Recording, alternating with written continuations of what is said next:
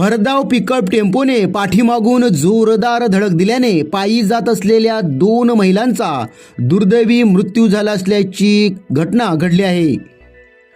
पालघर पूर्वेकडील नंडोरे परिसरातील रहिवाशी लता निलेश तरे आणि बेबी चंद्रकांत जाधव या दोघीजणी शुक्रवारी पालघर शहरातील आठवडी बाजार करून नंडोरे येथे आपल्या घरी येत होत्या।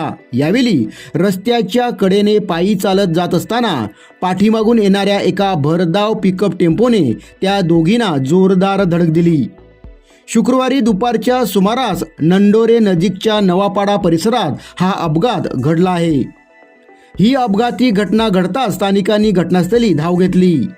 या अपघातात दोन्ही महिला गंभीररित्या जखमी झाल्याने त्यांना रुग्णालयात उपचारासाठी दाखल करण्यात आले होते।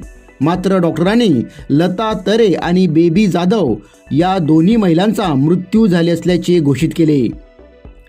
पिकअप टेम्पो चालवणारा चालक हा शिकाऊ असल्यानेच अपघात घडला आहे असे स्थानिकांनी बोलताना सांगितले। या दरम्यान घटनेची माहिती मिळाल्यानंतर पोलीस घटनास्थळी दाखल झाले। पिकअप टेम्पो चालकाला पोलिसांनी ताब्यात घेतले असून या प्रकरणी गुन्हा दाखल करण्यात आला आहे। या घटनेचा अधिक तपास पालघर पोलीस करीत आहेत।